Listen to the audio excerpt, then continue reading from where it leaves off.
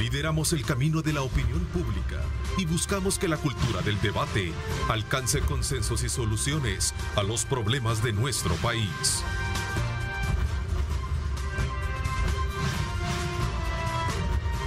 Diálogo con Ernesto López, edición especial. Hola, buenos días, El Salvador, ¿cómo están? Qué placer enorme saludarles. Como siempre, gracias por estar con nosotros a esta hora de la mañana. Son las 6:30. 6:30 minutos, bienvenidos. Gracias por hacernos parte de usted, estar siempre desde muy temprano sintonizados a través de nuestros canales y por supuesto a través de las redes sociales. Es para nosotros la conclusión de una semana más laboral, pues deseándoles y esperando pues que haya sido del mejor provecho para cada uno de ustedes. Y si no, pues sigamos. Los salvadoreños tenemos esa actitud de ser resilientes y sobre todo también de anteponernos ante cualquier adversidad, ¿verdad? Así es que vamos a seguir siempre apostándole, siempre adelante y lo más importante, teniendo a Dios como centro de nuestras actividades. Bienvenidos, Juan José Martel, gracias por acompañarnos. ¿Cómo estás? Muy bien, Ernesto, gracias. Buenos días a todos los amigos. Gracias, don Ronald Umaña, también gracias por acompañarnos. Gracias, Ernesto, por la invitación. Buenos días a mis compañeros del panel, buenos días a Tania y por supuesto un abrazo fraternal para la teleaudiencia. Gracias, Julio Valdivieso, también por estar con nosotros. Gracias. Bienvenido. Buenos días, Ernesto, buenos días a la...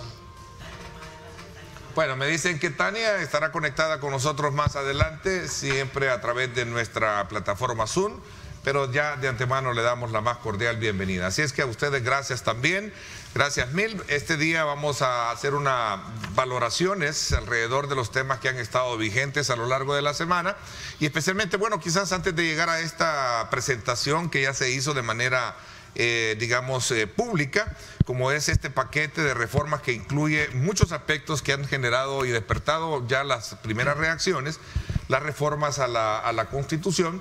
También está lo que el día de ayer ya en continuidad y creo que va a ser de manera frecuente los citatorios para las comisiones, como por ejemplo el día de ayer que tuvimos en la comisión que investiga el tema de los fondos que se destinan a ONGs, en la que estuvieron presentes los ex diputados Jorge Chafik Handal, estuvo también Eugenio Chicas. Ya está Tania con nosotros, me dicen, hola Tania, buenos días, bienvenida. Gracias por acompañarnos como siempre y disponer de tu tiempo para, desde luego, darnos tu punto de vista para nuestros televidentes con los temas. Okay. Buen día a toda la teleaudiencia, un saludo también a ti Ernesto y a todos los compañeros panelistas en esta mañana de viernes. Bueno, quizás comenzamos un poquito. ¿Cuál es tu valoración, Juan José, sobre lo que sucedió ayer en la comisión esta que investiga el tema de fondos? Salió como punto central la fundación Fundaspad, ¿verdad? Que venía de ser antes una asociación ASPAE, creo que era, ¿no? Sí, definitivamente yo creo que la investigación continúa. Eso es importante. Se va develando el mecanismo a través del cual se recibían estos fondos por parte de las organizaciones no gubernamentales. ¿Cuál era el mecanismo? Creo que eso es importante establecerlo con bastante precisión. ¿Cuál ha sido la forma? ¿Cuál ha sido el método a partir del cual estos recursos han pasado de ser fondos públicos hacia organizaciones de sociedad civil? Es evidente que hubo una constancia en recibir esos recursos durante varios años, es decir, son varios los años en que se consta que esta institución recibió recursos. Eso es muy importante porque a lo largo del periodo, al parecer, anda por unos 700 y tantos mil dólares los que en conjunto recibió. Creo que eso es innegable, hay documentos que se han presentado, existe el material necesario y yo creo que de lo que se trata es de ver también en qué se invirtieron esos recursos. ¿Cuál ha sido el resultado de ese dinero público que fue entregado a una ONG? ¿Cuáles son las cosas positivas que se hicieron? creo que esto, al menos hasta donde yo lo pude seguir ayer, se manejaba de manera general. Habían habido publicaciones, se habían publicado códigos de trabajo, se habían publicado material sobre derechos de distintos sectores de la sociedad, etcétera, etcétera. Pero creo que hay que precisarlo. Algo que es muy importante es: el recurso público debe de orientarse siempre a las prioridades y debe de garantizarse su mayor eficiencia en el manejo, y deben de haber siempre resultados muy claros y muy objetivos. Creo que esa es la parte fundamental que para mí va quedando como lección en este proceso. Datos curiosos es que esta institución, en un porcentaje alto, lo reconoció uno de los que estuvo ahí, pertenece a un solo partido político en un 90%. Un elemento interesante. Interesante no porque sea bueno o malo en sí mismo, sino porque, ojo, esa es una de las características de muchas de las ONGs, que surgen en torno a grupos políticos, a grupos religiosos o a determinados grupos de interés, incluso económico, y por lo tanto toda la estructura de ONG se compone con ciudadanos, con miembros, con socios que están vinculados a la institución. Por ejemplo, yo no voy a concebir muy difícilmente una institución, no voy a mencionar el nombre, vinculada a las gremiales empresariales, que tenga gente que no esté cercana con ellos. Claro. Igual ha sucedido con grupos de iglesia, igual con partidos políticos. Pero ojo, o sea, ¿le ves lógica esto tú a en sí eso? mismo no es ni bueno ni malo. Es una de las características que tiene nuestra sociedad civil. Y por eso es que yo insisto, las organizaciones de este tipo de sociedad civil es importante que existan, pero no pueden ser las que en la práctica estén como calificando democracia, porque son pequeños grupos de interés, 20, 30 personas que comulgan ideales, se juntan en torno a un objetivo que puede ser lícito, que puede ser ético, que puede ser correcto, y sobre esa base comienzan a trabajar. Creo que esas son las cosas que se nos está develando, más allá del show. Yo no, que porque le preguntó y que se levantaron y se fueron los diputados y dejaron al señor sentado él solo. Esa es parte del show, es parte de la coreografía que siempre vemos en este tipo de eventos. Pero yo creo que lo importante es, en cada entrevista hay que ir viendo cómo el fondo de las cosas se va develando. ¿Por qué? Porque habrá que definir políticas. De esta comisión, lo menos que puede salir, lo menos que puede salir, es una recomendación a la misma Asamblea Legislativa. Para modificar. Se debe de modificar cuáles son las nuevas reglas a partir de las cuales se les van a dar recursos a las organizaciones no gubernamentales, o se debe de suspender. En todo caso, yo creo que lo más importante es eso. Ahora, de ahí para allá, si se derivan delitos, etcétera, creo que habrá que moverlo también. Ok, magnífico. Veamos el resto que piensa Julio y Tania, y también don Ronald. Veamos, don Ronald. Bueno, miren, pues a mí me parece muy normal que realmente amigos hagan este tipo de organizaciones, ¿verdad? Porque ahí criticaban que todos eran del FMLN. Pues sí, los del FMLN eran amigos entre ellos. Es difícil de que entre enemigos o de un partido como ese vayan a tener de otro. Es normal, natural, en esta sociedad sobre todo, en esta sociedad tan polarizada. Lo ha dicho ya Juan José también, bajo esa misma lógica. Es que es normal, ¿verdad? Me parece que es lógico además, ¿verdad? Ahora, el fondo de las comisiones sigue siendo un fondo político. El problema es que han estado perdiendo todas las batallas, ¿verdad? Eugenio Chica salió muy bien. Ayer me encantó ver el medallón que llevaba, ¿verdad? De no al Bitcoin, ¿verdad? Y ahí lo tienen. Y quiero decirles que Fundaspal, de lo que yo recuerdo de toda la actividad que hacían mucha actividad en aquella época. ¿Verdad? Me parece que era una ONG muy activa, muy dedicada a su trabajo. salieron cosas importantes en eso, yo no lo he terminado de ver, pero por ejemplo el hecho de que se cree una comisión para ver los fondos de Alba Petróleo, ¿verdad? Para investigarlos también, es una cosa bien importante, ¿verdad? Parece que ya no están con el FMLN entonces, los del Alba Petróleo, ¿verdad? ¿Cómo? Pareciera que ya no están cerca. Por lo que dicen, están ahí con nuevas ideas, ¿verdad? Sí. Entonces por eso es que lo mencionó Eugenio Chica, ¿verdad? Tania. Bueno, yo coincido con el licenciado Martel en que en realidad al final lo que se tiene que sacar de esto es una nueva ley, porque sí me parece que tiene que quedarle claro a la población, porque parece que hay una confusión, es decir, todos tenemos derecho a asociarnos, el artículo 7 de la Constitución así nos lo confiere. Ese no es el problema, yo creo que se han desviado la atención los que intentan defender este mecanismo defraudatorio de desfalco al Estado a través de del derecho a la asociación, y no hay que confundirnos, es que nadie está cuestionando, o por lo menos yo no cuestiono el derecho de asociarse. Pueden ser todos del mismo partido, puede ser incluso todos de la misma fracción, que de hecho así era, todos del mismo partido político, igual que en aquella ONG del ministerio donde estaba el señor Aristides, que estaban todos y sacaban los fondos de las tienditas penitenciarias.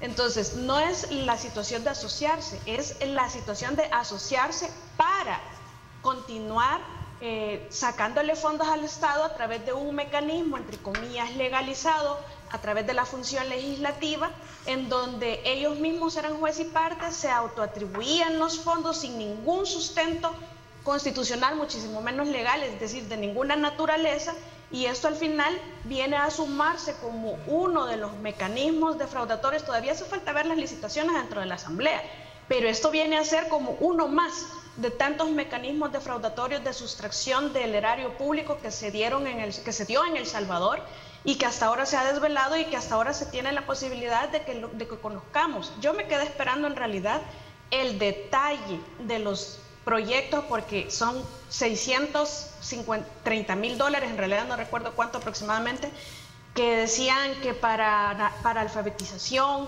y casi igual que la ONG, al igual que la ONG de la otra exdiputada, que también para la alfabetización y que para acabar con el analfabetismo, y que entonces, puchica, pero los datos reales de El Salvador hasta el 2018 en ese tema no coinciden con tantos fondos erogados para ese fin, y es que no hay documentación que respalde ni siquiera la solicitud, ni la tramitación, ni la fundamentación, porque está bien, digamos, se están escudando tras banderas de luchas importantes de la humanidad en la historia para ocultar los desfalcos de dinero que han hecho, porque de qué sirve que digan es que la lucha para la igualdad de la mujer es importante. Yo creo que todos estamos conscientes de lo importante que es. El problema es utilizar esas luchas para escudar mi intención de enriquecerme, porque si eso es que iban a alfabetizar, ¿y dónde están todos los resultados? ¿Dónde están los informes? Sí. ¿Dónde están las contralorías, las rendiciones de cuentas? Pues no existe nada, solamente existe la muy asignación, y hay otros. Lo que yo quiero decir es que también hubo violación del derecho a la igualdad, porque ¿por qué esas ONGs y por qué no otras? Si todas las luchas sociales son igual de importantes, entonces, ¿qué les dio fundamento a ellos? No había fundamento constitucional que les otorgara que les facultara dar fondos públicos, repartidos como quisieron. Pero arriba de eso le agregamos nosotros que además seleccionaban esas ONGs como más importantes por el resto de las demás sin explicar ni fundamentar por qué. Esto solo viene a ser uno de los mecanismos utilizados para sacarnos el dinero de nuestros impuestos y repartírselo y enriquecerse ilícitamente. Veamos, Julio, ¿cuál es tu impresión sobre esta, digamos, tema, sobre esta investigación que está haciendo la comisión? En primer lugar, tenemos que entender cuál es la naturaleza jurídica de esta comisión de investigación, Ernesto. Es decir, porque lo que se pretende a través de esta comisión es revelar aquellos procedimientos para establecerse cuánto se asignaron fondos a determinadas ONGs.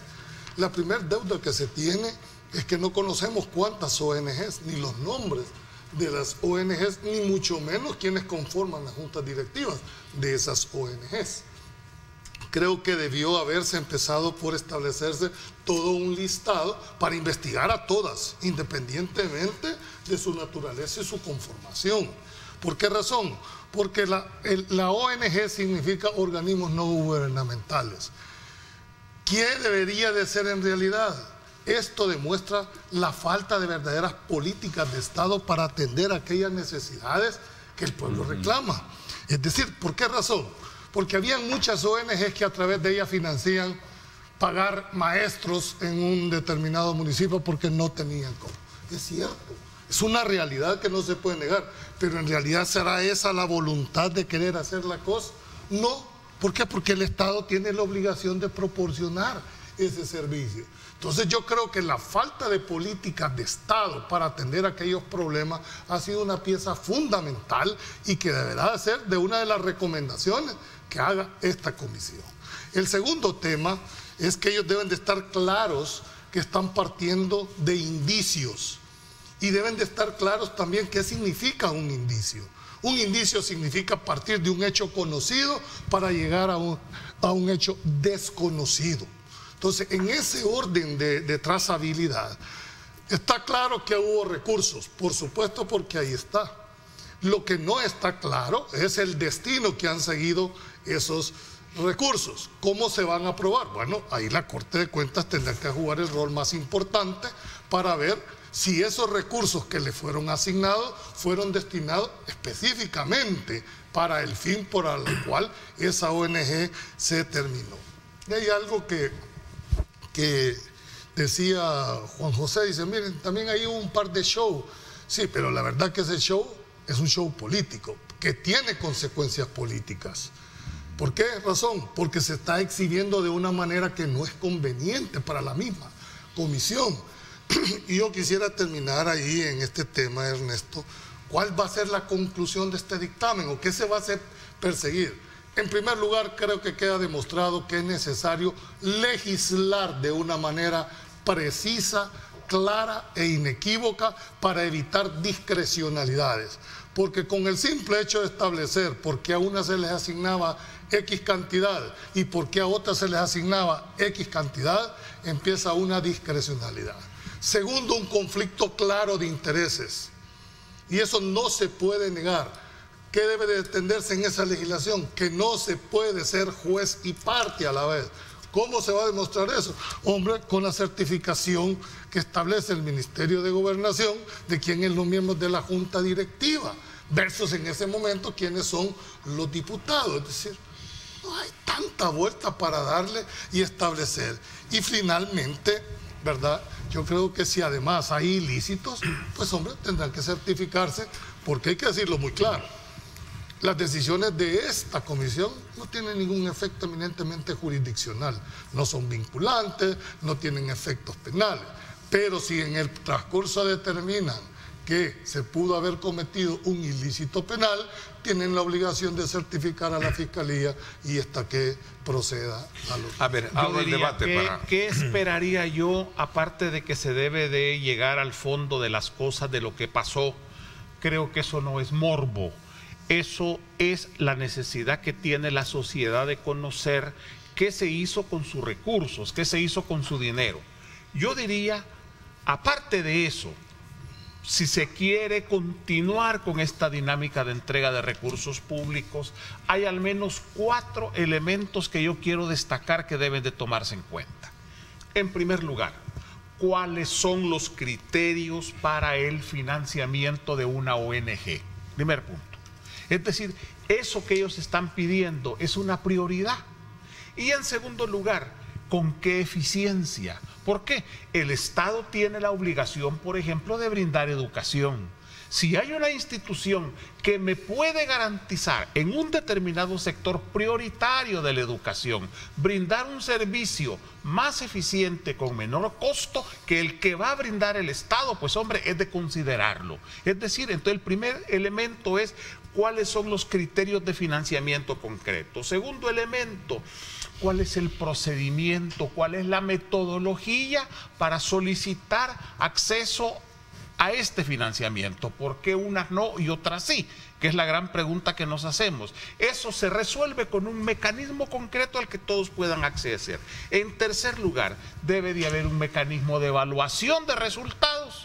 y finalmente tiene que haber un mecanismo de rendición de cuentas de ese dinero. Yo creo que esos 4 elementos contribuyen a mejorar todo esto. Miren, yo lo que creo que realmente... Tania, también tienes abierto el micrófono, Tania, esta comisión lo que debería hacer es una legislación al respecto, donde vaya desde la A hasta la Z, ¿verdad?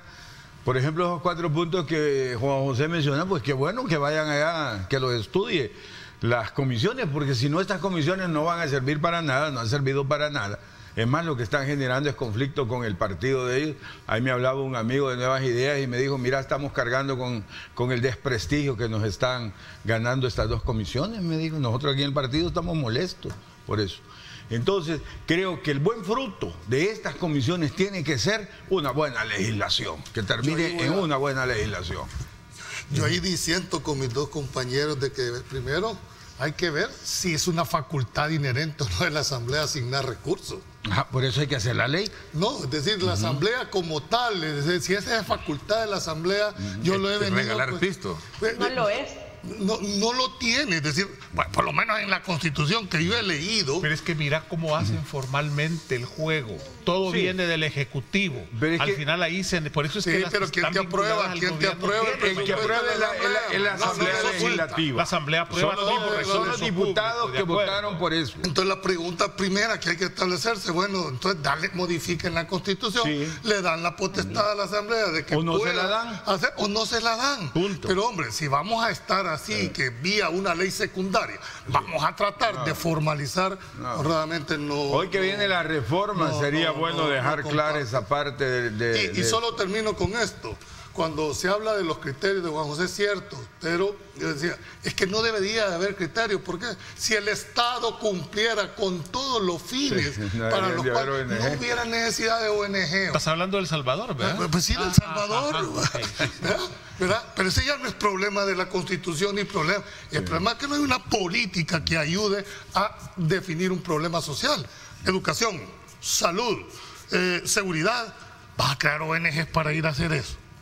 No, ¿por qué? Porque es de los fines del Estado. Pueden haber, el punto es si es necesario que reciban fondos del Estado, ese es el punto de fondo. Que haya una ONG es parte del derecho de organización, que quieran contribuir a resolver un determinado problema. Si no hay necesidad, ¿para qué la vas a hacer? Pero no con pistos del Estado. Reciben fondos del Estado. Pero no con pistos del Estado, están en una ONG de altruismo y lo que querrá. Pero ¿por qué vas a necesitar dinero del Estado? Bueno, porque el fin que se persigue es altruismo. Yo tengo mis reservas porque sé que hay algunas ONG que en realidad sí han cumplido. Porque en todo caso que lo haga el Estado. Pero en todo caso eso lo que denota, y con esto cierro, es la falta de política que ha tenido el Estado para atender los principales problemas que este país aqueja. Tania, te veo demasiado seria. Sí, no hay que satanizar las ONG. Yo creo que no hay que trasladarle a las personas una satanización de las organizaciones no gubernamentales. Son extraordinariamente útiles, necesarias y muy importantes en la historia del desarrollo de todas las comunidades. Yo creo que es innegable el beneficio que hemos percibido como comunidad en El Salvador y en el mundo entero por parte de organizaciones no gubernamentales. Aquí el problema ha sido el que a mí me parece no solamente claro, sino que ofensivo. Cada uno de estos mecanismos que se han desvelado para sustraernos los dineros y que vienen y se sientan y dicen, esto era legal, todo lo hice dentro del marco de la ley, me otorga facultades la Constitución, la Constitución no otorga esa facultad, eso es mentira. No hay nada que legitime este tipo de actuación en donde personas de una misma fracción que tiene el poder de negociar con otra más pequeña, como de hecho pasó siempre en el pasado, para lograr los 43 votos y entonces decidir y repartirse los fondos hacia ellos mismos. Los que tomaban las decisiones son los que asignaban los recursos, son los que no rendían cuentas, son los que distribuían discrecionalmente sin facultad legal, porque es cierto. Es decir, no hay más facultades para los funcionarios que las conferidas en la ley, y aquí no está conferida esa facultad ni siquiera en la Constitución, mucho menos va a estar en una ley.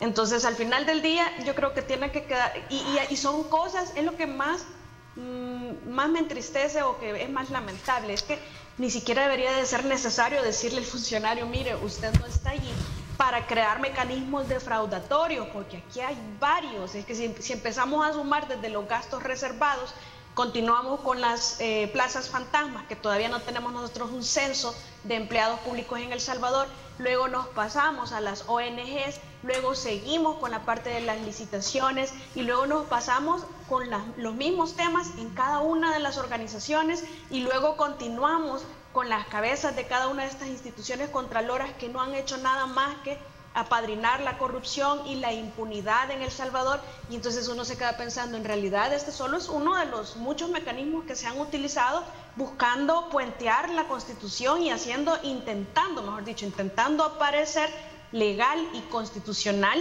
decisiones de este tipo. Entonces nos están creando en el colectivo la idea, dicen ellos, que esto ha sido legal porque la Constitución se los faculta. Y es bastante lamentable, quizás, y con esto cierro, quizás es más lamentable todavía ver que el odio entre un grupo de oposición y el odio entre el grupo favoritario del oficialismo es tanto que queda cegado que quedan completamente cegados, es decir, han minimizado la corrupción que ha quedado tan evidente a todos los salvadoreños por estarse burlando de las técnicas de interrogatorio, que por supuesto pienso que esta bancada puede mejorar muchísimo en lo que les queda, de hecho tienen que mejorar, y por supuesto yo debo de decirlo, es mejor estas personas que están ahora a las que salieron, que lo único que hicieron fue buscar mecanismos defraudatorios de nuestros dineros públicos. Decían al inicio, es que no tienen experiencia, es que no conocen sobre los temas. Precisamente eso es lo que esperábamos, que no conocieran y que no tuvieran la experiencia para que no llegaran maltrechos de la mente a seguir haciendo lo mismo. Entonces yo espero que mejoren, llevan 100 días, pero creo que pueden mejorar y que pueden mejorar bastante si se preparan bien, porque de verdad, yo insisto, me quedé esperando en la especificidad de los dichosos proyectos para apoyar, porque son proyectos para apoyar políticas públicas. Las ONG no pueden recibir fondos. En la teoría que sí pudieran recibir fondos, no podrían recibir algo que no tenga que ver con políticas públicas del Estado, porque entonces estaríamos financiando algo completamente privado que no tiene nada que ver con toda la sociedad. Fíjate que hay un tipo de fondo público que llega a las ONGs que no pasa por la Asamblea y, ojo, no está siendo investigado por esta comisión. Amigos de la comisión, pónganle atención a esto. Hay organizaciones no gubernamentales, hay ONGs, fundaciones, que reciben donaciones de grupos de empresarios privados. ¿Qué significa esto? Que aparece una fundación, que la Transparencia, que las Carmelitas Descalzas, lo que sea, y ese recibe dinero de donaciones que una empresa X le da. Pero esa donación que esta empresa X le da no es todo caridad, sino que se la deduce de los impuestos. Es decir, que en el momento en que se está deduciendo de impuestos esos recursos que le está entregando a una fundación, es como que esté entregándole dinero público. Y me pregunto entonces, ¿por qué eso no se está investigando? Ahí hay un dreno de recursos del Estado que ya no le llegan, que pueden ir también para salud, que pueden ir también para educación, en la misma lógica de lo que plantea Julio. Pueden ir para estas obligaciones sociales del Estado, pero que se quedan y el empresario decide, hombre, me cae bien esta institución, o puede decir, esta está haciendo un buen trabajo, pero queda a criterio de un grupo privado el dar un recurso, y ese recurso, ¿en qué momento se entregan cuentas? Amigos de la Comisión Especial, están haciendo un buen trabajo. Era necesario que llegara gente nueva para que esto se pudiera hacer. Era necesario que cambiara la correlación de fuerzas en la Asamblea Legislativa para que esto, aún con las dificultades y la inexperiencia que hay en algunos casos, pero que se está haciendo. Pero ojo, ahí pongan atención, porque esa puede ser otra beta, a lo mejor hasta más grande o igual que la que están investigando de drenar recursos del Estado. Bueno, cerramos Don un Ronald poco. Lo veo muy callado ahora. ¿Verdad? No, pues llegue como ustedes dicen que esta es la mejor asamblea del mundo, y yo no la veo por ningún lado, de verdad. Yo no esperaba que llegara gente con esa calidad y con esa capacidad intelectual, de verdad no. perdónenme. No, Tania dijo algo que es necesario, que no hay que pasarlo desapercibido. Creo que el odio, y creo que esa palabra ocupaste, entre unos y los que están, puede desnaturalizar las buenas intenciones que se puede tener. Yo creo que ahí es donde hace falta lo que a mí siempre me ha dicho, no experiencia, sentido común. Aunque muchas veces yo sé que no es el más común de los sentidos, pero hay un sentido común, hay unos límites que tienen que ser fijados, sino en función de qué, de lo que están haciendo, porque si no la intención puede ser muy buena, pero se va a hacer un efecto boomerang y que después se va a... Mira, si las redes sociales exhiben todo eso, hombre, obviamente son miles o millones de gente que ven eso. Claro, tiene que eso es más que reflexionar obvio. mucho en las técnicas de interrogación fuerte. Yo Sí, sé que mire, no le son falta abogados. elocuencia, le falta oratoria, que es el arte de hablar con elocuencia, Pero le fíjate falta que ahí- conocer ahí- la historia, ahí sí yo no la le historia veo eso. política. Yo Yo sí creo se que- lo veo. Le falta ver Sí, la pero historia política y le falta puedes escuela. exigir, pero no le escuela puedes política. exigir a un muchacho que acaba de llegar, que muchas veces ni siquiera tenga esa elocuencia o esa facultad de poderse expresar. Lo que sí no pueden evadir es su responsabilidad como miembros de una comisión. Y para eso te preparas, para eso sabes, Ajá, vas correcto, con preguntas, vas con finalidades. Eso lo- Y te das cuenta que no lo hacen. bueno, yo no sé si se los preparan. Están o no. aprendiendo, siempre hay un costo en todo aprendizaje, en la vida, en la sociedad, y han sido los primeros meses de este esfuerzo. Ahora, esto obviamente tiene que irse modificando, tiene que ir cambiando. Si no cambia es otra cosa. legislatura. Pero es el costo. Si no cambia, la gente lo va a cambiar. Así No, y es. como hablando de costos, ¿verdad? Ahí se habla de plata y no sé qué, pero yo muchas veces he dicho la cantidad de plata que nos cuesta esa gente. Hoy le subieron a 14,000 y pico de pesos para los asesores a cada uno de los diputados, y esa plata, de eso no se habla. Y estamos hablando de pisto de la gente. Bueno, cerramos el ciclo de calificación, valoración y análisis de lo que sucedió ayer en la Asamblea Legislativa, en esta comisión. Vamos a irnos a una pausa, gracias a Texaco Contecron. Vamos a hablar, a ver cómo está el tráfico a esta hora de la mañana. Y cuando regresemos, vamos a hablar acerca ya de lo que hemos conocido de este anteproyecto de ley para reformar la Constitución de la República, que por cierto ha generado y ha despertado muchas inquietudes en diferentes sectores, a los cuales incluso sus promotores dicen que esta recoge diferentes pensamientos con personas jurídicas que han sido llamados a dar sus puntos de vista en este anteproyecto para poder lograr sacar un mejor consenso a la hora de establecer ya un proyecto común. Así es que vámonos a la pausa. Gracias por estar con nosotros. Alcanza lo que creías imposible. No le pongas límites a tu motor. Ponle Tecron. Texaco con Tecron. Libera tu potencial. Bueno, con más de 100 años evolucionando para ser insuperables, Texaco con Tecron, libera tu potencial, te presenta el tráfico a esta hora de la mañana. Veamos cómo está el sector del Boulevard del Ejército, entrando hacia la ciudad capital. Vemos que hay una carga vehicular a esta hora, busque vías alternas si las encuentra, porque entiendo que por ser hora pico está todo igual, ¿verdad? O sea, es normal encontrar esto precisamente a las 7. ¿Ah? No es normal. ¿Por qué no es normal, licenciado Valdivieso? Que está volviendo normal una anormalidad. Lo normal. ok. Lo normal era que no debería. A ver, pero este debería de ser un tema también de seguimiento, de ya no se análisis. aguanta. Unas 3 versiones Es deberíamos de terrible, hacer. es terrible. Es terrible, de verdad. Pues sí, hay que hacer algo. Pero es que esto sucede casi en toda cosmopolita, toda ciudad. Todo apagar la luz, pues. No, pero esto sucede en No, todas las que esa ciudades es la del mundo. justificación de No que en se todas. dice, mira. ¿Cómo mira, no? Yo hasta ahorita no he encontrado, he tenido esa Bueno, ahora bendición. vamos a discutir hasta por el tráfico. Claro. Interesante, No, ¿no? por eso, Pongamos pero el debemos tema. terminar, ¿Sí? licenciado Algo Valdivieso, sabe que le va a Julio, dar- Julio ha Además, es sido un problema viceconsejero social, es un de problema grave. transporte, No es un problema grave. Vos sabés Sí. lo que pierde el país en una hora de congestionamiento. Miles de dólares Miles lo que de dólares. perdemos. Hagamos un programa, hagamos unas Está ediciones interesante. con esto, ¿verdad? Sí. Para ver qué solución se le puede buscar. O sea, o por lo menos, qué no, medidas ocultar. paliativas solución no son. vas a hallar, pero por lo menos vas a disminuir. Ok, qué medidas paliativas, ¿verdad? Como decimos. Así es que, así está el tráfico a esta hora de la mañana. Vea usted hacia el oriente, está bastante despejado como tal. Así es que no le ponga límites a su motor, póngale Tecron, Texaco con Tecron, libera tu potencial. Alcanza Alcanza lo que creías imposible. No le pongas límites a tu motor. Ponle Tecron. Texaco con Tecron. Libera tu potencial.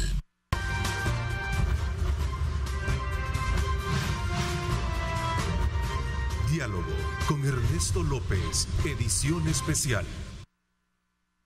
Gracias nuevamente por estar con nosotros a esta hora de la mañana. A ver, veamos el tema ya relacionado con este anteproyecto de ley de reformas a la Constitución, que ha generado una serie de inquietudes, por un lado positivas y por otro lado también un poco llamando a la incertidumbre, sobre todo por algunos temas neurálgicos que esta tiene.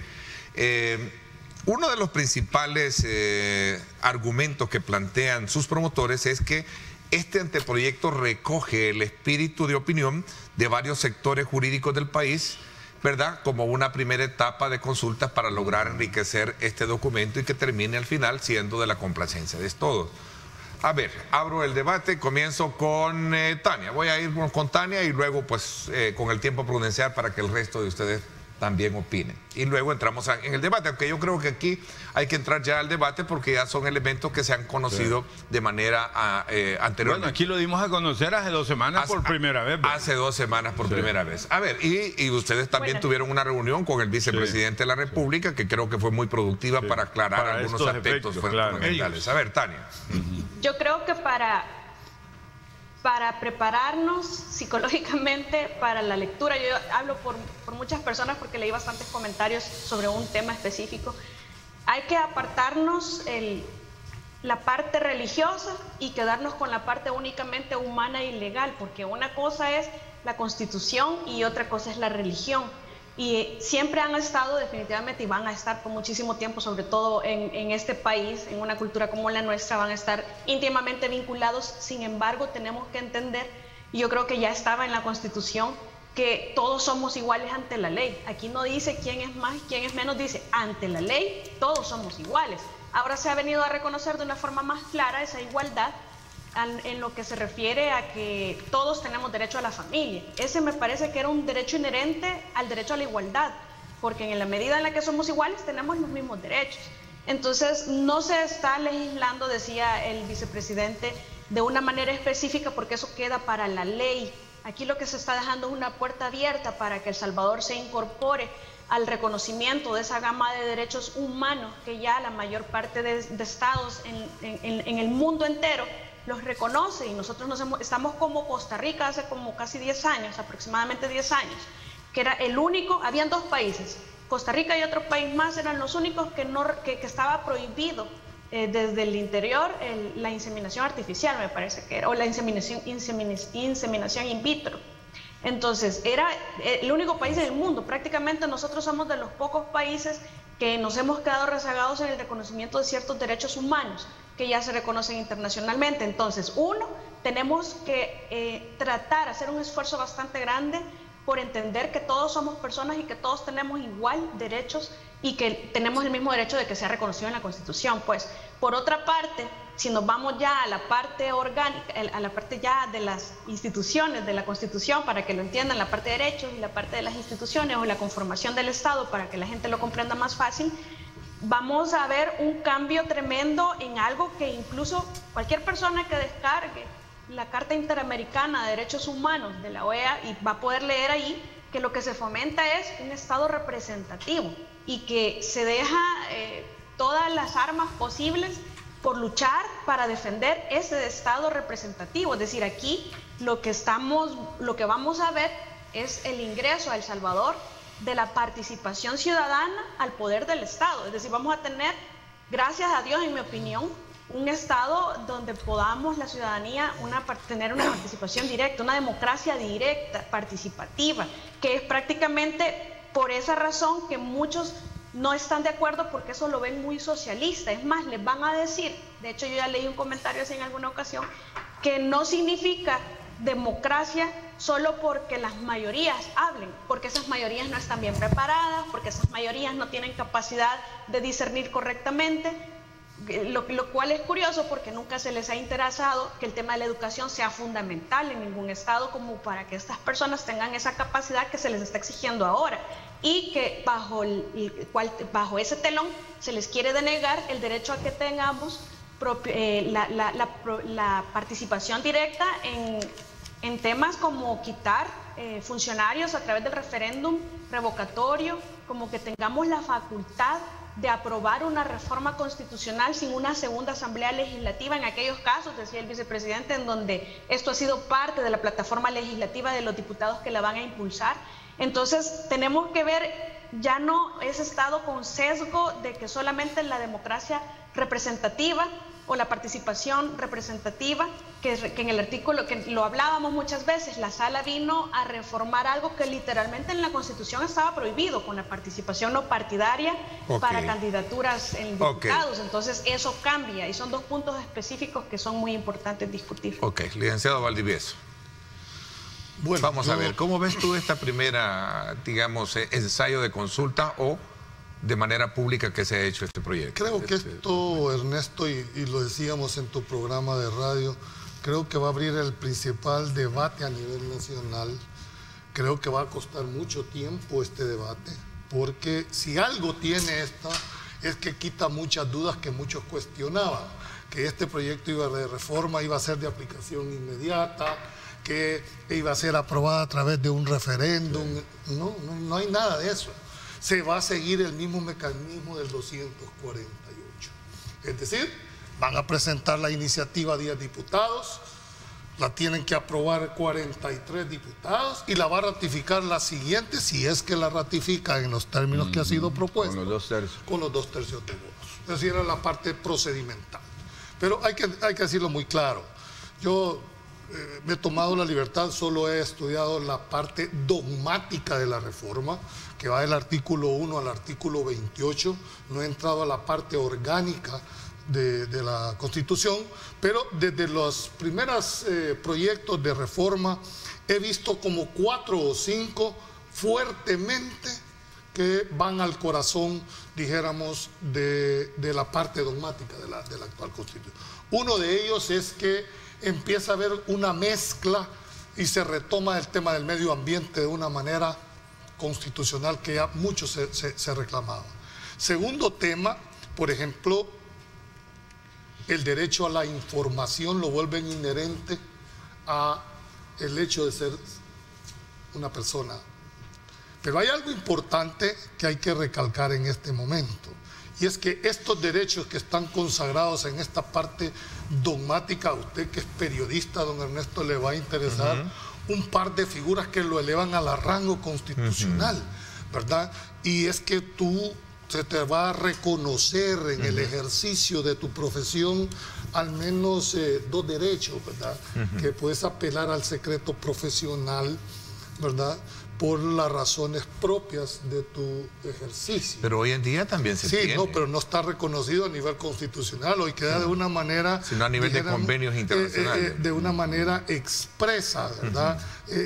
Usan le llaman cláusula de conciencia, ¿verdad? Y el secreto profesional en el ejercicio de las libertades de derecho. Ese es un nuevo. Pero hay algo que a mí, y ojalá tengamos varios programas que se le dedicaran 5 o 10 minutos.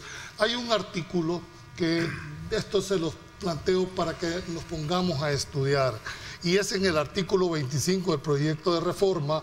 Habla que se reconoce el derecho a la objeción de conciencia y el cual será regulado por... Esto no estaba en la anterior Constitución.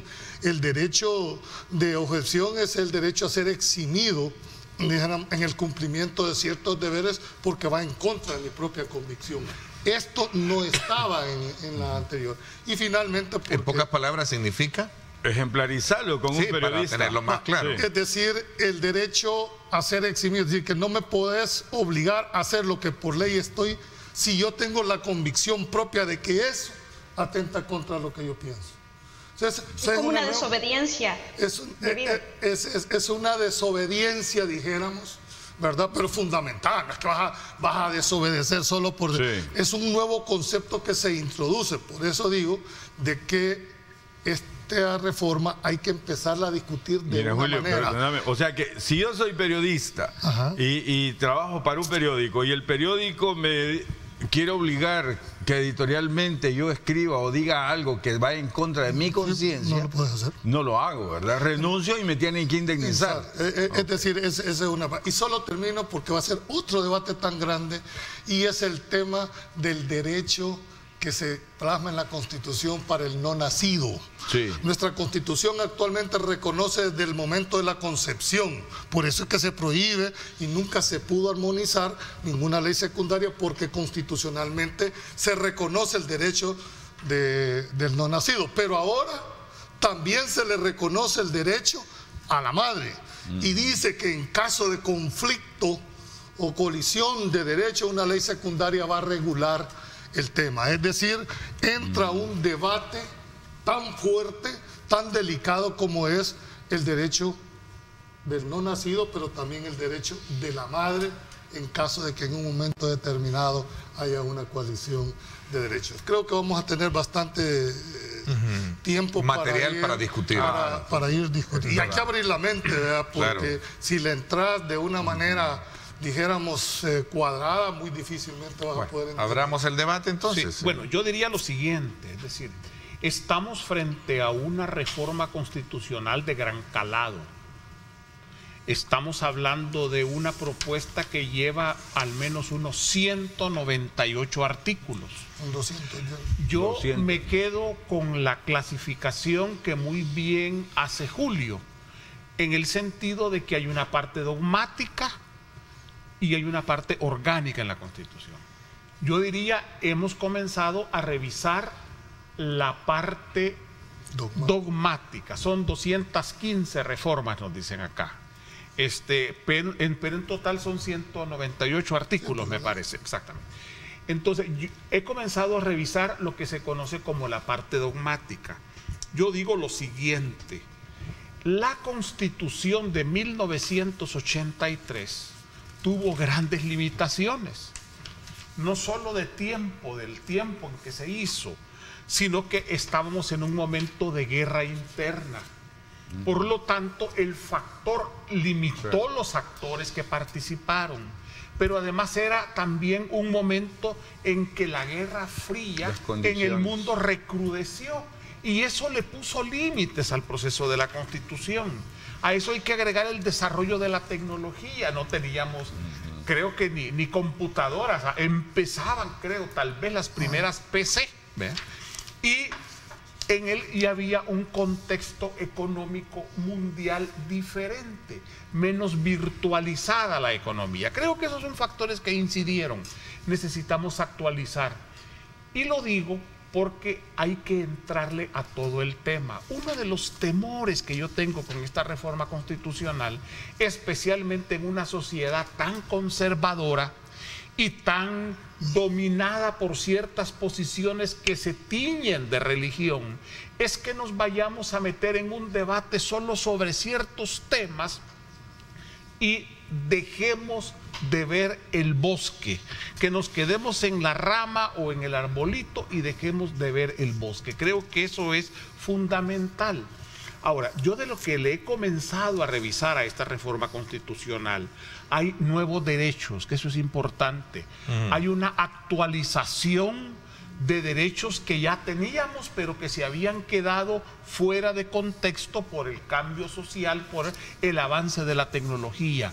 Yo hago énfasis en el habeas data, porque es una propuesta que desde ciertos partidos políticos, y yo la empujé también en la Asamblea Legislativa, la necesidad del habeas data, el derecho a nuestra privacidad en la información, en nuestros datos, eso se vuelve fundamental.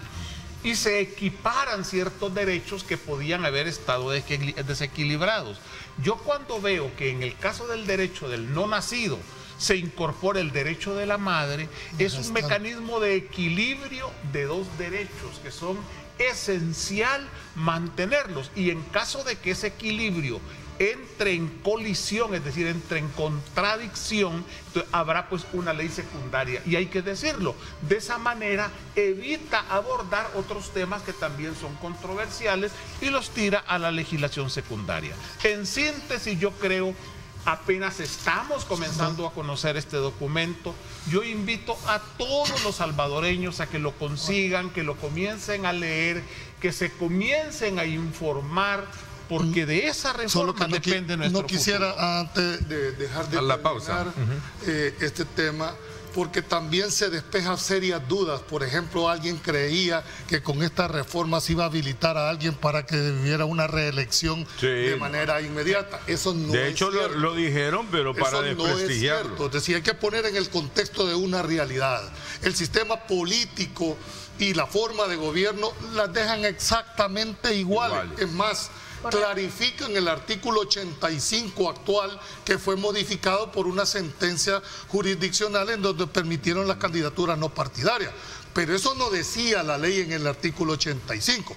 Ahora se reconoce también otra forma y ahí le quitan, dijéramos, esa exclusividad de accesar al poder a los partidos políticos. Y se las dan ahora también a otro tipo de organizaciones representativas del sector como una nueva forma de hacerlo. Eso me parece correcto. Esa era la forma del porqué, y no estar buscando vía sentencia judicial decir lo que una constitución no dice. No decía. Y termino con esto, aunque al final, cuando se crea por ahí el Tribunal Constitucional, dice que será el intérprete máximo de la Constitución. Por razones propias sigo creyendo que la Constitución no puede interpretarse. Lo que debe interpretarse es la ley secundaria para ver si no se contraría con el texto, porque de lo contrario estarían con un poder constituyente el cual no le es delegado. Es decir, hay que decir las cosas como uno las cree y como uno las piensa. Bueno, abramos un poco el debate, vamos a la pausa y regresamos con más. Gracias por sintonizarnos.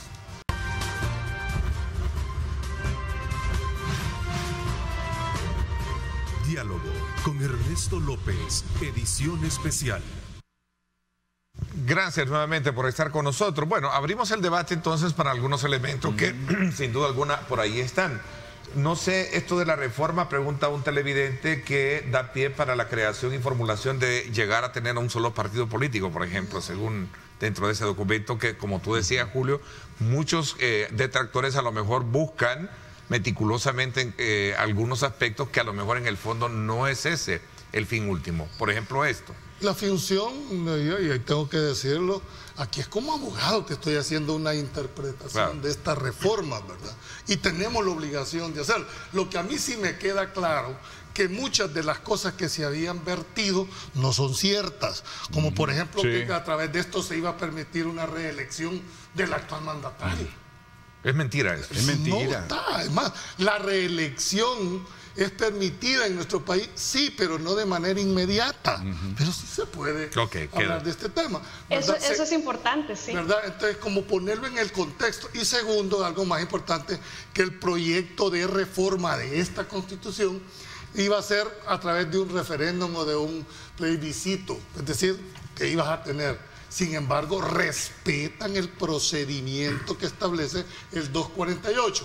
Ahora, garantizarte que este documento vaya a ser el que le den iniciativa y vaya a ser el que aprueba la Asamblea Legislativa, no hay nadie que lo pueda garantizar. Es que hubo mucha irresponsabilidad en el manejo de opinión cuando ni siquiera se conocía. No se conocía. Y yo creo más bien que lo que se trataba era de crearle un ambiente negativo, crearle un contexto malo al momento en que se presentara la reforma. Entonces varios, incluso gente que yo respeto muy seria, y de repente apareció diciendo cosas que no aparecen en el texto. Yo creo que eso es lo primero que se debe de entender, que el texto ya es una propuesta, que es un borrador de propuesta que aclara muchas cosas. Como bien dice Julio, eso no garantiza que así exactamente se va a aprobar.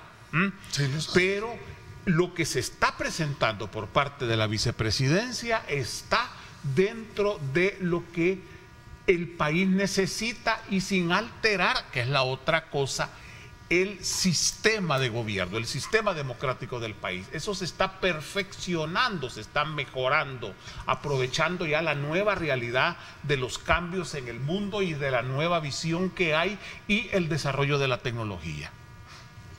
Bueno, miren, los insumos que adquirió la comisión para este proyecto pues son abundantes, ¿verdad? No vienen solo del sector jurídico de este país.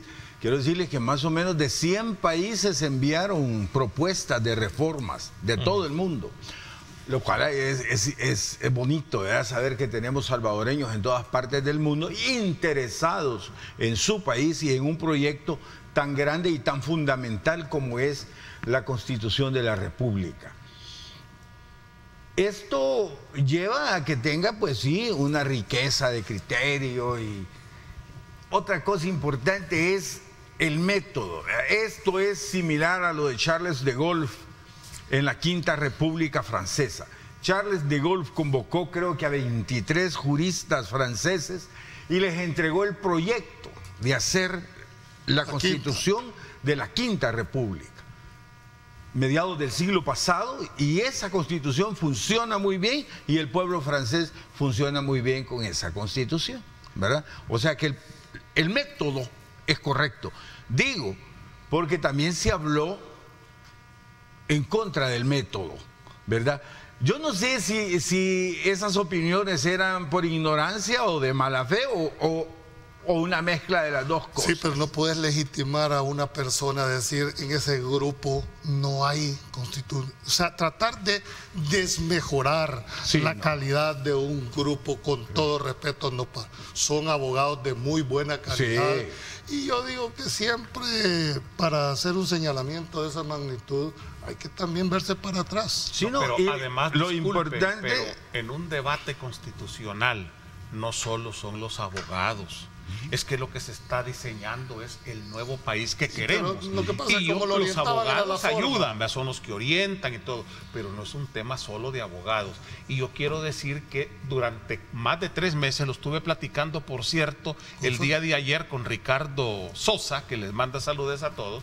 Hablábamos con Ricardo que durante 3 meses al menos se mantuvo abierto un portal en internet donde la gente envió pero enormes cantidades de propuestas, de opiniones, etcétera, y me decía, yo incluso elaboré una propuesta por escrito, la puse en el portal, la llevé personalmente y ojo, a mí me recibió la comisión, me recibió la comisión y escuchó las ideas que yo tenía en el campo del funcionamiento de la Fiscalía General de la República, y tengo la impresión que algunas de las ideas de Ricardo fueron tomadas en cuenta en la reforma constitucional. Es decir, ha habido un amplio debate, se abrió la oportunidad a que muchísimos salvadoreños pudiesen participar en este primer borrador que se ha presentado. Bueno, de hecho, miren, fueron como 4.000 aportes de ese tipo, o sea, es una cantidad realmente suficiente y abundante.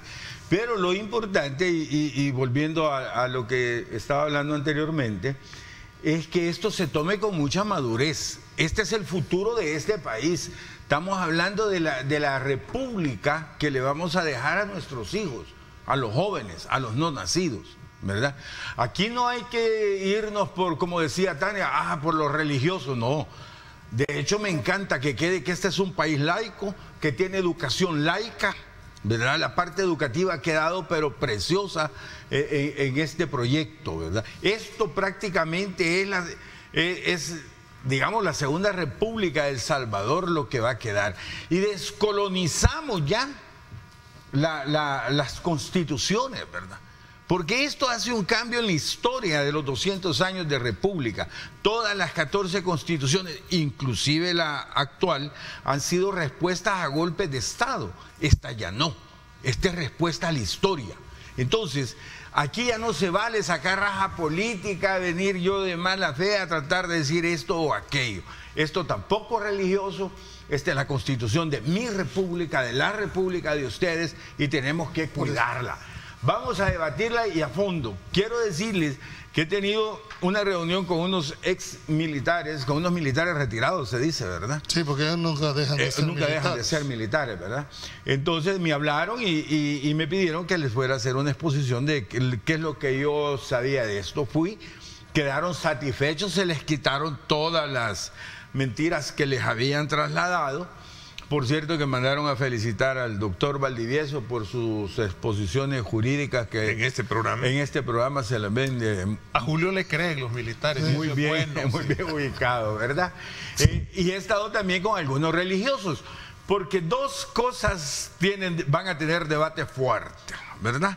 La parte que mencionaba Julio de la protección a la madre y protección al feto, ¿verdad? Eso tiene debate fuertísimo. De hecho, el sábado tengo que estar con unos amigos religiosos, abogados de muy buena calidad, para que me instruyan al caso, ¿verdad? Otra cosa que tiene fuerte y que yo no me lo esperaba, les voy a ser honesto, en un programa tuvimos un debate y ellos me cuestionaban, por ejemplo, el plebiscito, el referéndum y la revocatoria del mandato. Cosa que de las tres yo he vivido enamorado toda la vida y yo quería que estuvieran en esta Constitución. Pero ellos me decían que estos son herramientas de los populistas y de los dictadores en el mundo para reelegirse, ¿verdad? Yo, pues no sé, voy a estudiar más la situación. Es que el anteproyecto de Constitución lo mata, porque en ningún caso los mecanismos que se establecen servirá para prorrogar el mandato presidencial. Sí, porque dice ni un día más. Ahora, de hecho, a través de un golpe de Estado, otra cosa. Pero estamos hablando de la parte constitucional. Yo solo quiero terminar, Ernesto. No, pero aquí el mandato revocatorio sería no para reelegirlo, sino para quitarlo, si no está haciendo bien. Es para quitarlo. Por eso a mí no me gusta hablar de reformas constitucionales, sino este es un pacto social entre la sociedad, el Estado, me explico, y la forma de realizarse. Entonces, por eso es que tiene que ser ampliamente discutido. Tiene que ser bien discutido. ¿Verdad? Y como yo comparto contigo, no solo con abogados, con todos los sectores que puedan aportar en realidad una nueva realidad. Sí, de todas maneras, si la dejamos bien nos va a servir a todos, si la dejamos mal va a ser mal para todos. Y quiero cerrar con esto. Yo apoyo mucho la posición de Julio en que el Tribunal Constitucional no puede estar interpretando la Constitución. Yo no soy abogado, pero siempre he tenido claro que la Constitución se atiene al texto de la misma, no a las interpretaciones. Porque si dejamos las interpretaciones, de aquí a mañana van a sacar cualquier interpretación, cualquier sala nueva que llegue, y nos vamos a tener que quedar callados porque apoyamos esa parte. Yo estoy realmente en contra de eso. No se puede dejar a las interpretaciones de los humanos. No van a ser un gobierno de jueces entonces, porque al final ellos van a estar haciendo, como decía uno de los libros. Eso es lo que tuvimos por muchos años. Así hemos estado y eso ya no se vale. Así es. Y eso es lo que hay que dejarlo. Me parece claro. Sí, o sea, aplicar la ley a conveniencia o a interpretación de otros. Hay interpretaciones, hombre. Miren, ¿cómo se religió Hernández en Honduras? Con una interpretación. ¿Cómo se religió Ortega? Con interpretaciones. ¿Cómo se reelegía Evo Morales? Con interpretaciones. Aparte de haber perdido un referéndum, le interpretaron la ley y lo dejaron. No se vale. Por eso le decíamos, cuidado con las líneas jurisprudenciales que estaban sentadas. Que después dan vuelta. Mira el 85 que fue reformado. ¿Bajo qué argumento podías decir hoy no vas a cumplir una resolución? Cuando nosotros cuestionábamos, eso no era en contra de la sala, era en contra de los antecedentes que estaban generando. Lo que se estaba dejando la Constitución no puede ni interpretarse para arriba ni para abajo. Eso fue un mandato del pueblo, pero además poder. Hay algo importante también. Sí, Dani.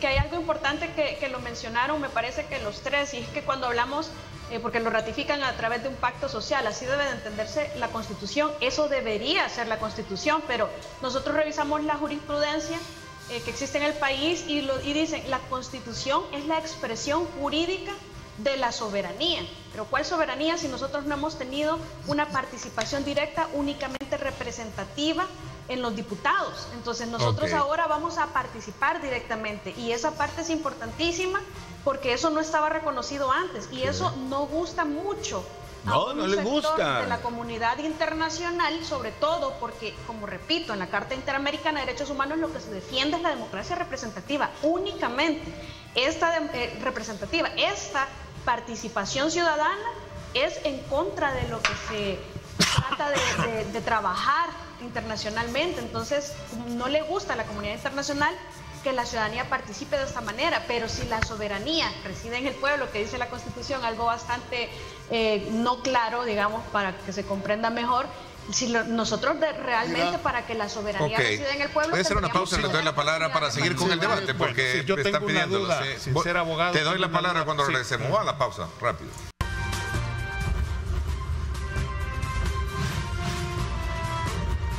Diálogo con Ernesto López, edición especial.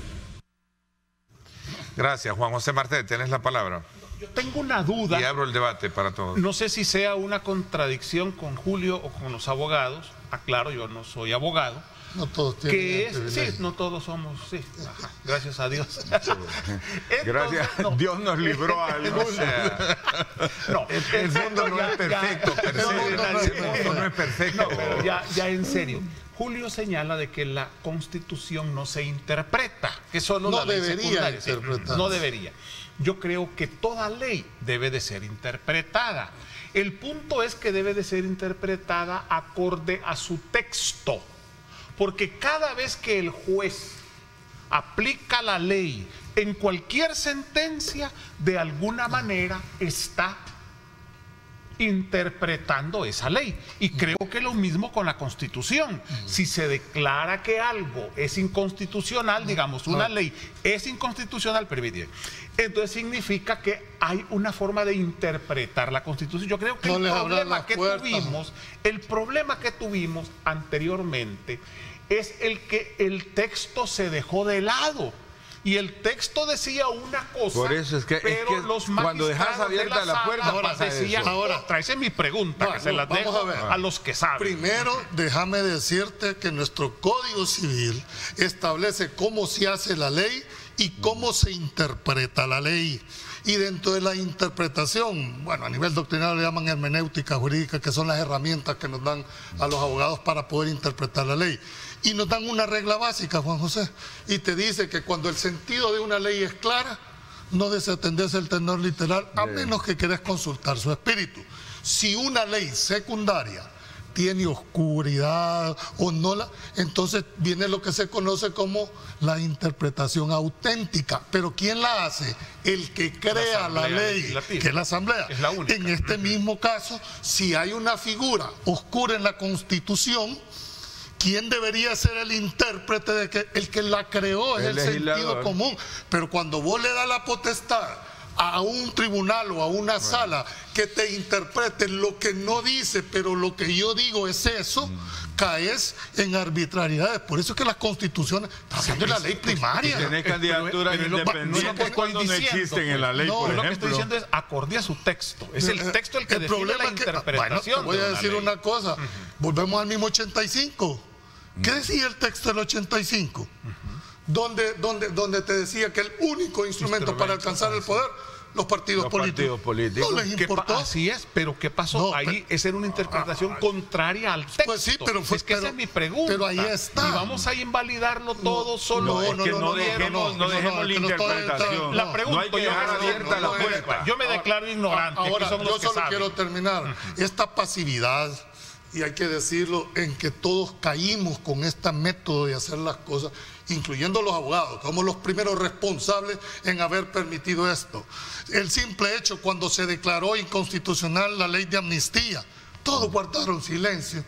A mí me enseñaron que las inconstitucionalidades no tienen efecto retroactivo. Sin embargo, nadie dijo nada, porque eso salió fuera de contexto. ¿Y quién? ¿Vieron alguna asociación de abogados? No.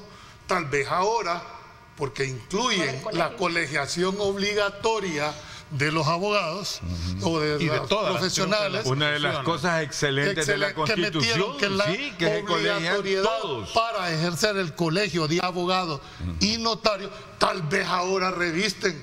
Yo creo que este es un llamado muy vehemente y con todo respeto a todos los colegas. No podemos seguir en esta pasividad, en dejar hacer, dejar pasar. Vivimos en un Estado de Derecho, defendamos el Estado de Derecho a través de los mecanismos. Pero ahora siento yo que ha habido como un letargo, todos callados, con el tema de por conveniencia, por miedo, por lo que sea. Pero al final nos van a reclamar. Seguirás arando en el mar. Bueno, tal vez arando en el mar, tenés razón. Sí, vas a seguir arando. Sí, pero es bueno el llamado. Tania. Es positivo. A mí no me gustaría que la población se lleve una idea errada de la jurisprudencia, que vayamos a caer en el mal de satanizarla, igual que el que estamos haciendo con las ONGs. La jurisprudencia es importante, es necesaria y ha sido es el pie del cañón para el progreso. En realidad, a través de jurisprudencia se han desarrollado progresivamente el reconocimiento de derechos fundamentales. Yo pienso que sí es importante. Lo que sucede, y yo soy de las principales críticas, que en El Salvador hemos sido gobernados a punta de jurisprudencia.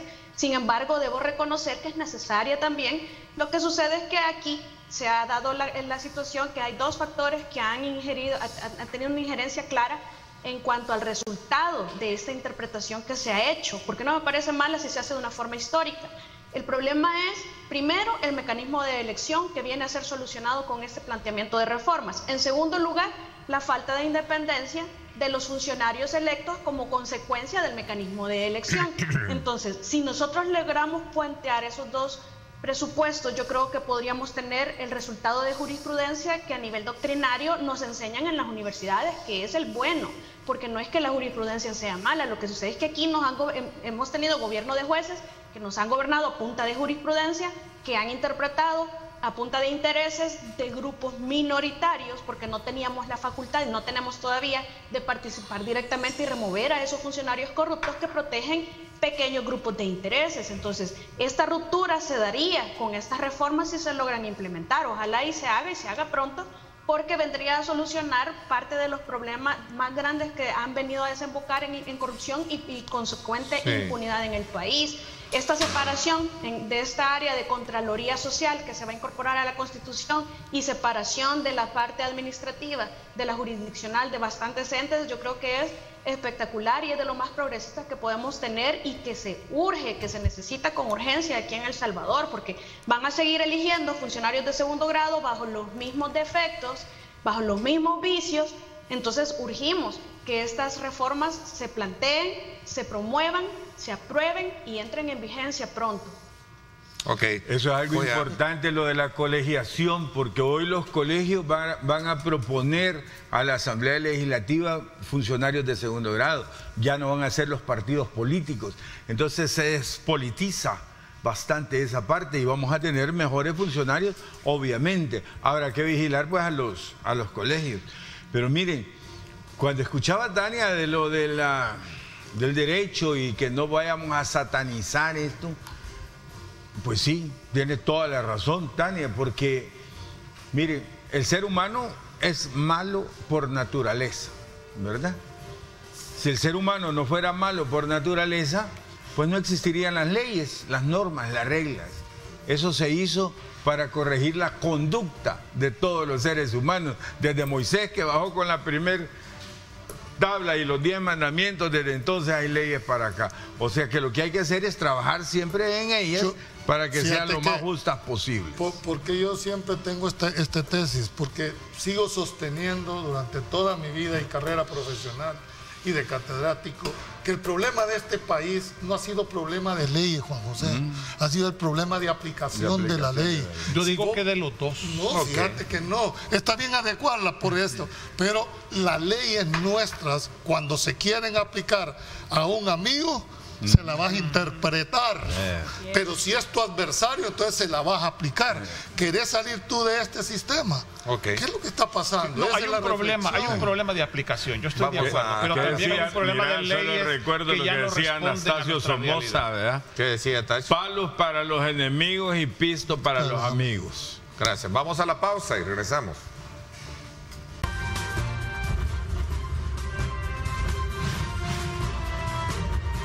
Diálogo con Ernesto López, edición especial.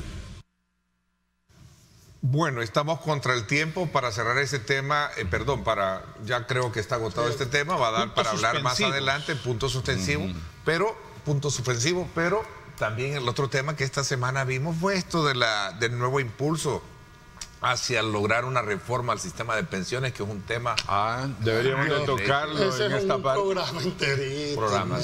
Pero... No, yo no me atrevería a hacer una opinión. Yo levanté bastante el tema en el periodo pasado en la Asamblea.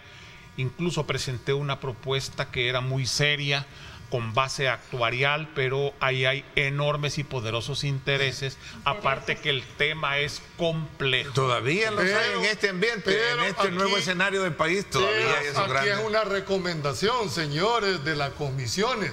Creen la comisión especial para investigar cómo se reformaron estas leyes de pensiones, cómo han agarrado el dinero de los pensionados, cómo es posible que hayan distintas clases de pensionados, si ese dinero no es del Estado, no es de nadie. ¿Saben cuánto hay en caja en las AFP hoy?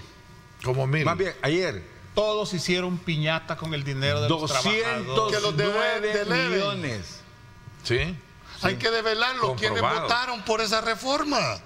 Porque esas reformas fueron precedidas por decisiones legislativas. Sí. Eso sí es interesante. Ese es un tema de país que había que ver quiénes fueron los beneficiados. En el 2017, que yo recuerdo, estábamos en el panel en esa época y lo dijimos. Ni siquiera se invitó a los trabajadores para tomarlo realmente en cuenta en la toma de esa decisión. Porque lo único que les interesaba era resolver un problema de finanzas del Estado. Y hundieron las pensiones de la gente. Bueno, este es un tema pero que era bien fácil, ¿no? El gobierno necesitaba el pisto para pagar deuda, ¿verdad? El gobierno no tenía diputados, los del FMLN. Las AFP vieron que ahí había algo importante, ¿verdad? Tenían diputados, los de Arena. Y entonces se pusieron de acuerdo estos dos y se llevaron el pisto, que era del pueblo. ¿Por qué? Porque el pueblo no tenía diputados. El pueblo, la gente, usted no tenía diputados. Y no te merece que es un tema de tanta trascendencia que merecería. Estamos hablando de 12.000 millones de dólares que son de la gente, que son suyos. 12.000 y algo de millones de dólares que pueden desaparecer de la noche a la mañana. Mucho más si les hubieran pagado intereses decentes y si las AFP no se hubieran llevado tanto dinero. No, que sería mucho más si no se hubieran robado el dinero del Estado. ¿Se acuerdan que el 1%, el 1,25%, esos eran los intereses anuales? Hubo una inconstitucionalidad del porcentaje, ¿se acuerdan ustedes? Y pagando. Hasta el 45 sí era constitucional, pero de ahí para arriba. Si nunca debe haber sido constitucional. Julio, y pagando internacionalmente el 6%, el 7% y aquí al 1. a los bancos. Y aquí el 1 a la gente. ¿Por qué al banco le pago el 6 o el 7 y a usted el 1? No se vale. No. Que expliquen esa parte. Mira, aquí hay Tania, ¿Y cuántos millones son, verdad? Porque es un platal. El silencio de Tania dice mucho. Y eso nos lleva a que tengamos pensiones pírricas. Correcto. Es que es un tema bastante complejo para discutir en solo 10 minutos y hablar un minuto. Entonces, no, aquí lo estamos calentando motores, Tania. Lo que necesitamos es el derecho a la vida afilando digna el corvo. de las personas tiene que dejar afilando el corvo, como dice don Neto. Sí, claro. El derecho a la vida digna de las personas tiene que dejar de ser un bien del mercado, porque aquí las ONGs se enriquecen a millonadas mientras la gente se sigue muriendo. Sí, pero eso es una vergüenza absoluta. Pero yo creo que aquí cometemos una injusticia y le tiramos piedras a la ONG y le tiramos piedras a la ONG. Y la ONG lo único que hace es cumplir la ley. Y la ley la hacen los diputados. ¿Cuál ONG? Perdón, las AFP, es que ya me contaminaron con las ONG. Las AFP, aquí le pasamos tirando piedras a la AFP. Y la AFP no tiene nada que ver. Pero miren, de responsabilidad. No, son las leyes. Ellos cumplen la ley. Sí, pero es tan grosero este sistema, así con esa palabra. Perverso. No, la perversidad es una y la grosería es la otra porque permitimos. Déjame decirte, hay gente aquí que ya debería estar disfrutando, entre comillas, es que se le puede llamar disfrute después de eso, y no deja de trabajar por las pensiones miserables que tienen, que ni siquiera... Por los intereses que le pusieron desde la época de Tony Saca. Pero mira... Las leyes y la falta de las leyes que hay es porque grupos de intereses movieron sus hilos para que existieran o no existieran. Entonces eso de que son inocentes tampoco es tan cierto. Yo creo que va a ser un debate también muy de fondo, Ernesto. Claro. Creo que no se para verlo como el Estado de la nación. No se vale. Ahí sí yo creo que todos deberíamos de estar expectativas. Este dinero no es del Estado, el dinero es de los trabajadores y por lo tanto son los que deberían de estar tomando las principales decisiones. Este fue un sistema que se construyó en forma perversa, Los que lo hicieron sí sabían lo que estaban haciendo y sabían el futuro. A la gente le vendieron otra historia y se le engañaron. A todos nos dieron y a los diputados también no se los engañaron, simplemente los compraron. Aquí hay una frase que me llama la atención. En el dejar hacer, dejar pasar, que ha estado el dinero de los abogados, nos dice Paul Steiner, a quien aprovecho para darle un saludo a Paul. Señores, entonces será un tema como ese, bueno, como lo acordamos, ¿verdad? Aquí hay que afinar ese tema para también discutirlo. Hay que afilar el machete, Neto. Hay que afilarlo. Nada más ennavajamos el tema. Bueno, no me resta más que a nombre de todo nuestro público que ha estado atento y que nos premia, porque de verdad tenemos un público que nos premia con su sintonía y dándonos ese voto de confianza, porque como bien saben, este es un programa al que concurren invitados que piensan de manera diferentes para que logremos sacar una esencia a partir de los puntos de vista que cada uno plantea. Este no es un programa que nace para atacar o para defender a otros. Simplemente buscamos plantear el escenario como se encuentra y usted construya su propia lectura. Esa es la verdadera esencia de lo que es esta mesa de opinión periodística que este servidor, a lo largo de estos 22 años de estar en la empresa, Dios y los directores, propietarios, me ha permitido desarrollar. Así es que, a nombre de todo ello, pues muchísimas gracias, don Ronald, gracias. Juan José Martel, gracias, licenciado Valdivieso, gracias, Tania. Tania también va a estar en el desayuno, siempre, ¿verdad? Tania, nos vemos en el desayuno, por favor, le esperamos todos los viernes, siempre. Sí. Para que no se quejen que no se les invita a desayunar. Después que no diga que no la llevamos. Sí, después no voy a decir que, ¿verdad? Bueno, gracias, pásenla bien y como siempre recuerden lo más importante, amar a Dios sobre todas las cosas. Lideramos el camino de la opinión pública y buscamos que la cultura del debate alcance consensos y soluciones a los problemas de nuestro país.